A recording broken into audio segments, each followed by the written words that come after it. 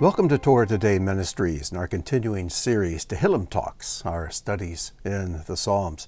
And in this episode, we find ourselves in Psalm 50, 1/3 of the way through. Now, David was the most prolific of the psalmists.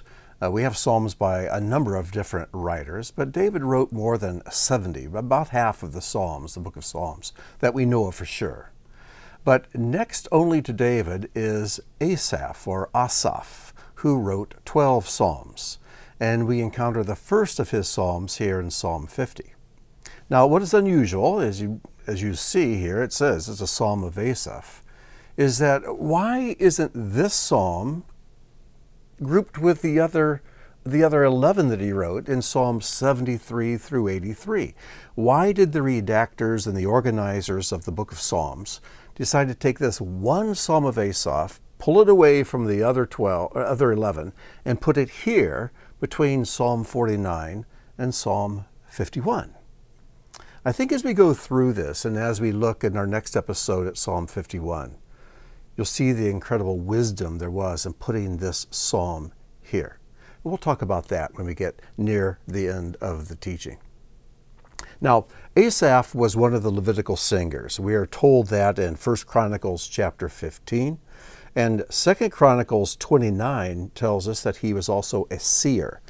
And I think we see some of that prophetic gifting of Asaph's in this psalm. And I look forward to getting into Psalms 73 to 83.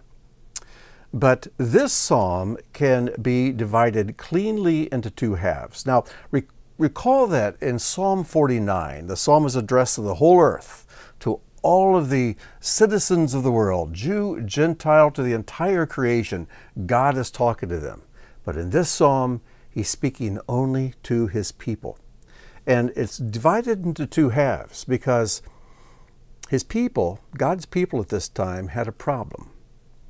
And for some of the people, it manifested one way, and for others, it manifested in a different way.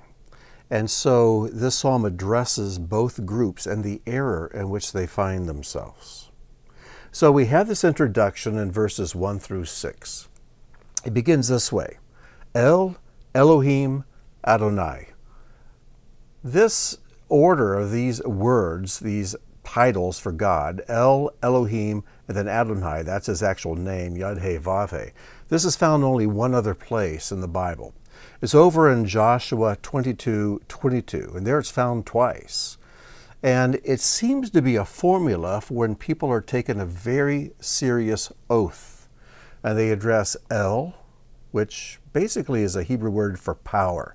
The great power. Who is the great power? Elohim, our God. What is his name? Yod-Heh-Vav-Heh. El Elohim Adonai. So here it says, El Elohim Adonai speaks and calls to the earth from the rising of the sun to its setting. Out of Zion, the perfection of beauty, God shines forth. Our God comes and does not keep silent. Before him is a devouring fire, around him a mighty tempest. He calls to the heavens above and to the earth that he may judge his people. Gather to me, my beloved ones, those covenanting with me by sacrifice. The heavens declare his righteousness, for God himself is judge. And then we have the Selah there to mark the end of this section.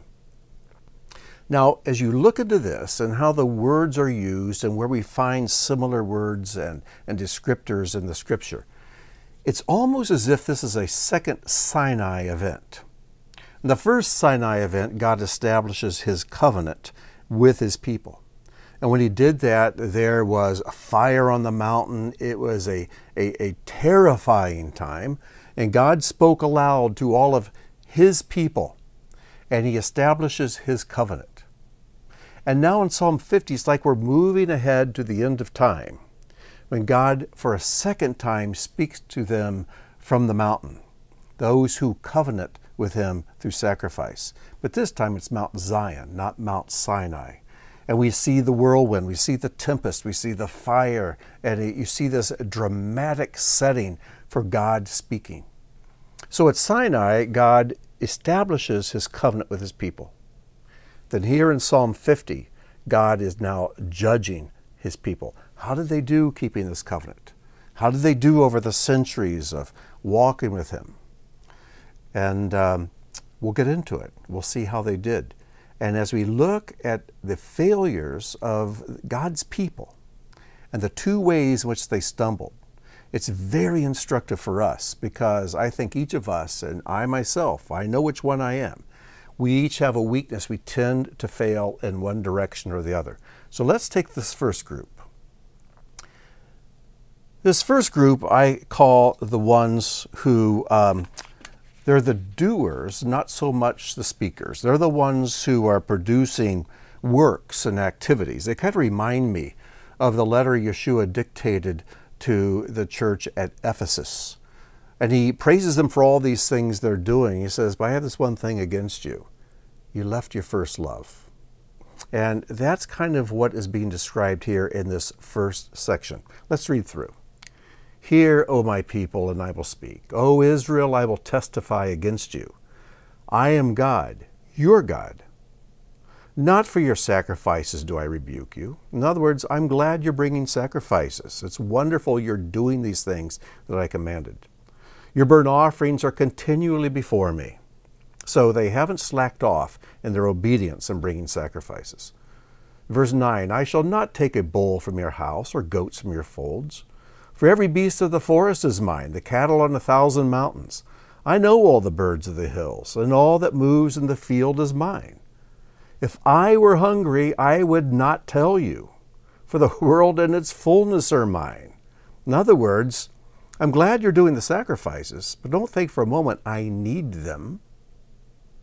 You need to eat. I don't need to eat meat. And if I did, I wouldn't tell you, because I own all the animals in the world anyway. And verse 13, do I eat the flesh of bulls or drink the blood of goats? Now here's the thing that God wants. He says, offer to God a sacrifice of thanksgiving. It's almost as if God is saying, this is what nourishes me. It's not the animal you put on the altar. It's the thanksgiving that arises out of your hearts when you put that animal on the altar. It's that thanksgiving. It's the love, the affection, the joy you express toward me. That is what nourishes my soul. But the people had gotten into the practice of just doing the practice. And their minds could be a million miles away. Have you ever caught yourself doing that? If you pray liturgy, if you pray the Lord's Prayer, or whatever you do you find yourself saying the words and your mind's thinking about the groceries you have to buy, or the work you have to do when you get to the office, or what time you have to pick up the kids after school? Your mouth is just like a parrot. It's saying words, but your mind is elsewhere. It's a very human weakness, but it's one God draws our attention to, because this human weakness can become a religious lifestyle of doing the things that religiously are required of us, even doing the commandments, yet our hearts are far from God. Now, as it goes on here, it says, offer to God a sacrifice of thanksgiving and perform your vows to the Most High, and call upon me in the day of trouble. I will deliver you, and you shall glorify me. So don't take glory in your obedience and in your sacrifices. Bring glory to me. Call on me. The animals and the others aren't going to answer your prayers. Call upon me. Bring me a sacrifice of thanksgiving. Make sure your heart is in what you do, because it's not the meat you bring, it's not the tithes you bring, it's your hearts that I want. Which would you rather have? A spouse who gives you lots of gifts but has no affection for you? Or a spouse who's very poor, can't afford to give you gifts, but loves you with all their heart? I think all of us would agree we'd rather have that second kind. And that's what God is saying here. Then in 16 to 21, we come to the other group. And God calls them the wicked. But to the wicked, God says, why do you recite my statutes or take my covenant on your lips? In other words, these are the people who are talking. They're saying all the right stuff, but there's no sacrifice. They talk, but they don't do. They talk the talk, they do not walk the walk. And he says, for you hate Musar. Now, I'm not sure what word your English translation may use there, but I'm using the original Hebrew word Musar. I love this word. Musar is a word that's used 30 times in the book of Proverbs. It's used over and over and over again. And Proverbs uses this word more than any other book in the Bible. But this is the only place it's found in the book of Psalms. Now, what is Musar? It's sometimes translated instruction, but it's more than instruction merely. It's also discipline, because any real instruction, I don't care what it is you're trying to learn, it's going to require discipline. But Musar also requires a teacher who's going to inflict just the right degree of punishment when you don't achieve the proper results, the desired outcome. So it's instruction and discipline with just a sprinkling of punishment. Whenever I think of Musar and I talk about it, I think of my beloved piano teacher, Mrs. Estelle Thomas. She gave lessons until she's far into her hundreds. I think she's about 104 when she finally quit giving piano lessons. But she would come to the house, and she was old school, and she'd give us all the standard classical exercises to do. If you didn't do them right, she gave you a chewing out. And if you continued to do it wrong, she took her big yellow number 2 pencil and give you a whack on the knuckles to try to train that finger to hit the right note at the right time. So she had instruction and discipline, and just every once in a while, she pulled out that number 2 pencil to give you a little smart whack across the knuckle. It wasn't going to kill me, but it did help that finger remember what it was supposed to do. So you put these ingredients together and you have Musar. And I suggest, if you have the tools, to go through the book of Proverbs, find every place this word is used and highlight it. And again, you'll find different English words used to translate this word, but Musar includes all of these elements. So, to the wicked, God says, you're always reciting my statutes. You're talking about my commandments. And you're very detailed in your theology and in your teaching. But you hate Musar, and you cast my words behind you. If you see a thief, you're pleased with him, and you keep company with adulterers. You give your mouth free rein for evil, and your tongue frames deceit. You sit and speak against your brother. You slander your own mother's son. Now, he's already said you speak against your brother. Why does Asaph go on to say you slander your mother's son? It's almost as if to say, because you slander your brother, you are also slandering the mother who raised them. You are showing disrespect and dishonor to your parent. These things you have done, and I have been silent. You thought that I was like you. I've put that in green. I don't know how well it shows up, but that to me is a very telling remark. You thought that I was like you. How many people think God is like them? That's a horrible mistake to make. It is true that we are made in God's image, and there are similarities that we reflect back. But to think that God values what we value, that he excuses what we excuse, and he endorses what we endorse, it's a terrible mistake to think that God's like us. Instead, we are to remember we're made in his image. We should not try to make him into ours. It says, but now I rebuke you and lay the charge before you. Now, though the first group was wrong and that their hearts had drifted from God, they were still doing the right practices. But the second group isn't even doing the practices. They're just talking about it. They're just talking about God's statutes. They're discussing the scriptures. It's just all head knowledge, but they're not doing anything. In fact, what they are doing is very sinful. Now, what I find interesting is when it says here that that when you see a thief, you are pleased with him. You keep company with adulterers. I think Paul was thinking of Psalm 50 when he was writing the book of Romans. Let me read you a passage from Romans chapter 2, verses 17 to 23. And look for the parallels with what we've just read in Psalm 50. Romans 2, 17 to 23. But if you call yourself a Jew and rely on the Torah and boast in God and know His will and approve what is excellent, excuse me, because you are instructed from the Torah, and if you are sure that you yourself are a guide to the blind, a light to those who are in darkness, an instructor of the foolish, a teacher of children, having in the Torah the embodiment of knowledge and truth, you then who teach others, do you not teach yourself? Now he's talking to these people who are talking about the Torah, who are flaunting their knowledge of the Torah, who are comparing how skillful they are in the use of the Torah. But then he rebukes them. Listen to what he says. While you preach against stealing, do you steal? You who say that one must not commit adultery, do you commit adultery? These are the same things that are mentioned here. Thief, adulterer. And then he says, you who abhor idols, do you rob temples?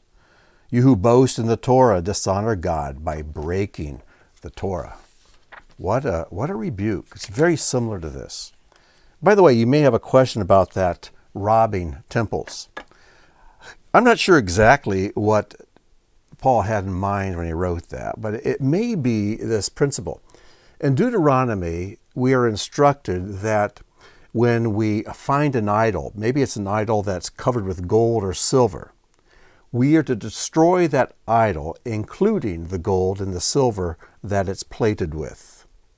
And God very specifically instructs you're not to destroy the idol and then save the gold and silver because it's valuable. You destroy the gold and silver with it. And that is a principle that I think applies to our own lives. How many times do we watch a movie and then we endorse the movie to someone else? And the movie has theft and violence and adultery and perversion, and it has all these things that are against the Torah. But we say, but it has this one really good scene in it, or the way it's photographed is really great, or the way it was written, or the way this person acted this part. What we want to do is strip off the bits of gold and silver that have some value to us, and then use that to endorse the movie. And God is saying, if it's an idolatrous thing at heart, then get rid of the silver and gold as well. And I'll leave it to you to figure out how this principle may apply in your life. But ask yourself, what are the things, the large things I excuse because of the small bit of value that is contained in it? Instead, let's look at things that are basically big and good.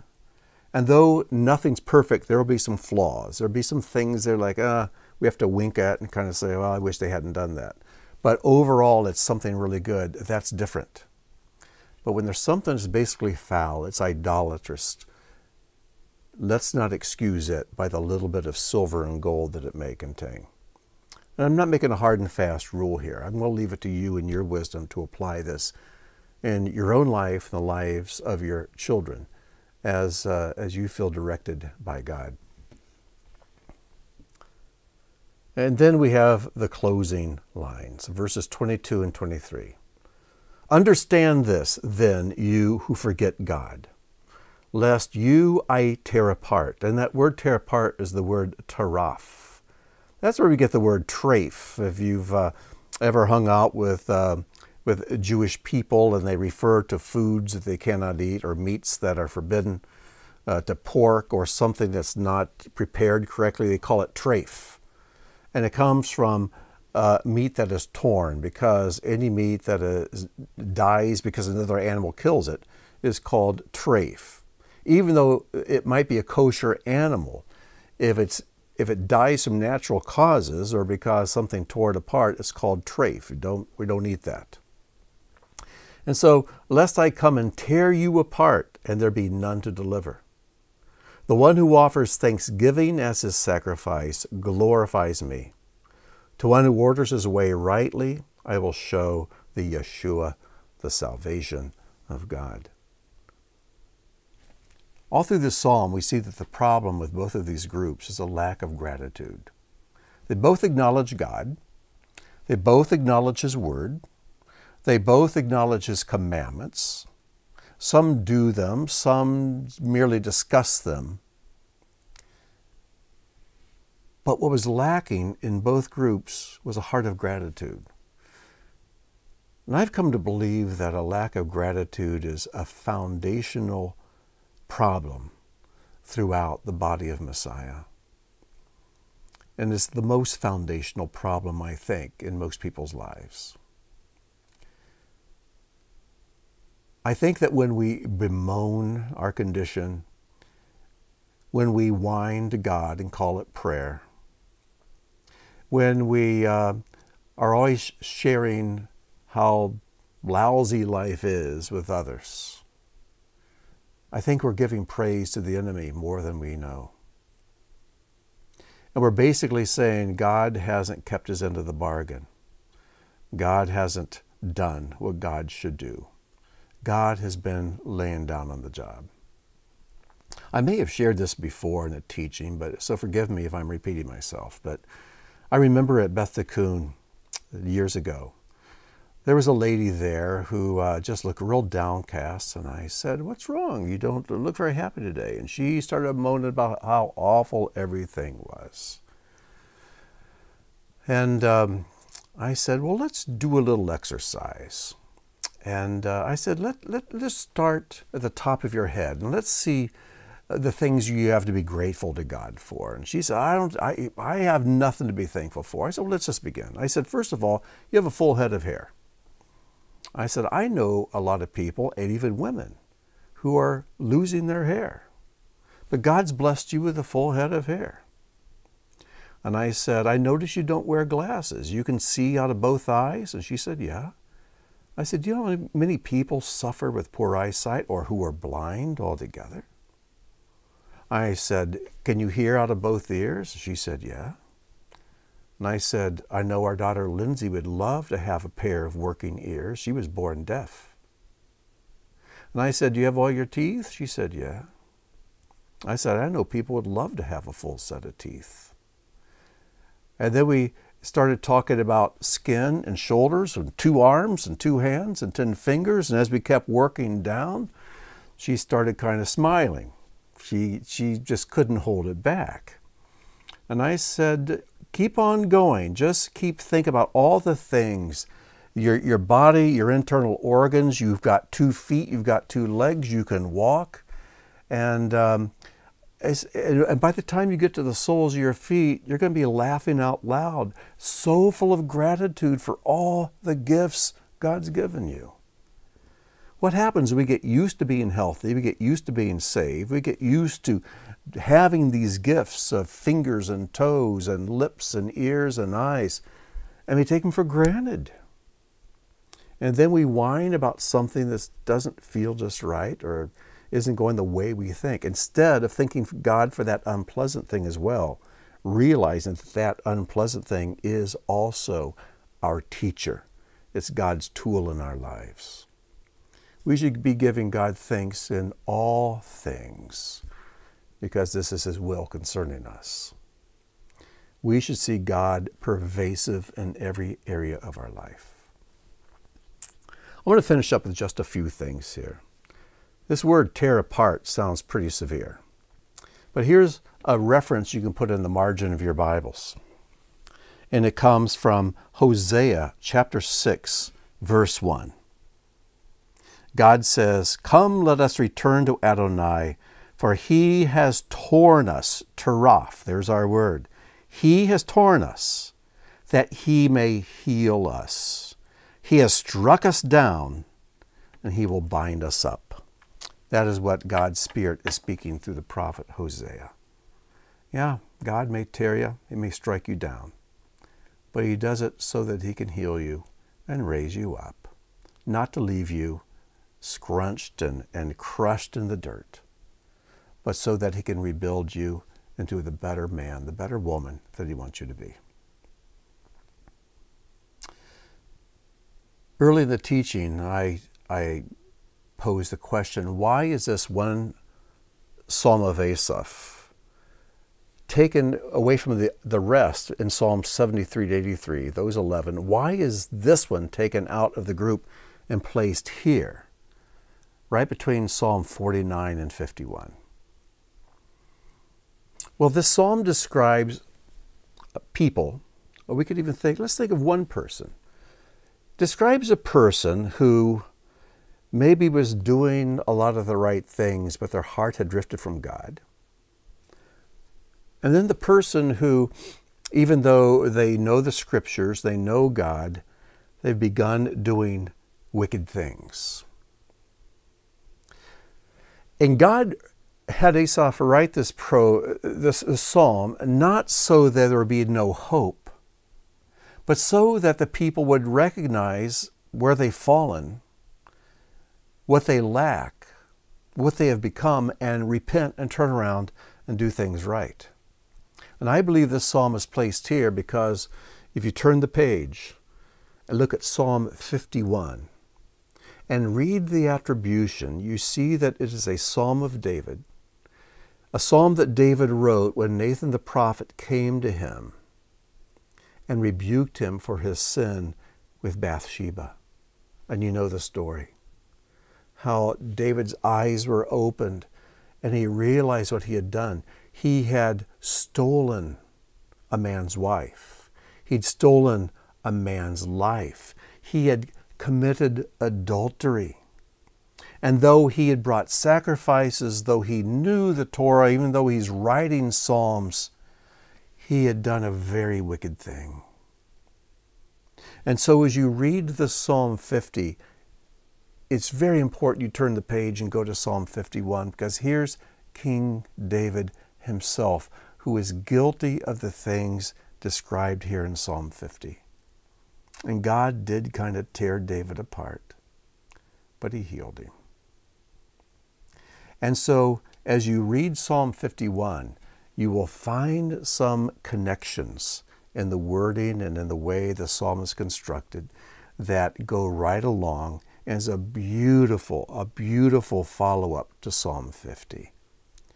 And this is just something I'd never really seen in the Psalms before as I would quickly read through them. But as I've taken time to study them, I see the arrangement and the ordering of the Psalms is done with incredible skill and wisdom and insight. So I hope you catch on to this as well, because each psalm leads you to the next one. And the next psalm we see is the remedy and the antidote to the issues here in this psalm, Psalm 50. I'm going to close finally with this. I don't believe in coincidences. And over the last week, the last 3 or 4 days, as I've been preparing to record this teaching, a book has come to my attention that I want to highly recommend to you. It's by Eric Metaxas, and it's called Religionless Christianity. You could call it Religionless Messianic Judaism if you want. And this term, Religionless Christianity, comes from Dietrich Bonhoeffer. In fact, Eric Metaxas back in 2010 wrote a wonderful biography about Dietrich Bonhoeffer. Maybe some of you have read it. And much of this new book is based on the writings of this godly saint and martyr, Dietrich Bonhoeffer.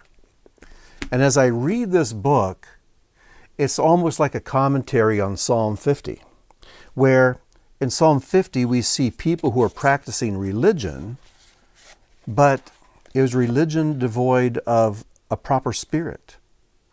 So let me just read a couple excerpts. One of the core points about religion in the way we are using the term in this book is that it does not oppose the God of the Bible openly in the way that atheism or paganism do. On the contrary, the thing we are calling mere religion always aims to give the appearance of following God, but it is actually a counterfeit. Religion in God's name, but actually divorced from God, is a satanic counterfeit. A few pages later, Metaxas says this: if our faith exists apart from the rest of reality, then it is meaningless. If our faith exists apart from the rest of reality, then it is meaningless. In other words, our faith needs to be like Bonhoeffer's. It needs to be like Yeshua's. It needs to be a faith that is there 24/7 and that infuses every part of our reality, from the time we get up in the morning till the time we go to bed at night. And everything we do should be done in cooperation with God, yoked to Him. But if your faith is something you practice during a particular time of the day and then leave it there as you go on about your business, or something you practice on one day of the week for a couple of hours and then go on with your life, your faith is meaningless. God is calling us to a faith where we walk with God moment by moment, every single day. Not just throw Him a few sacrifices, not just talk about Him, but we bear the image of God and live out the life of Messiah. That's what God is calling us to. So I hope that this brief study in Psalm 50 helps encourage you to be more serious about your faith and to be more joyful in your faith as well. So until next time, I wish you shalom and may God bless.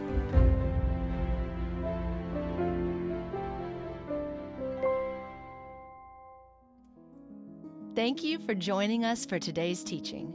If the work of Torah Today Ministries has touched your life, please consider making a donation or sponsoring an upcoming video. As a video sponsor, you'll have an exclusive opportunity to memorialize a family member, celebrate a special event, or simply support the ongoing creation of similar content. Your tax-deductible contribution helps ensure that our teachings continue to reach all who are longing for truth.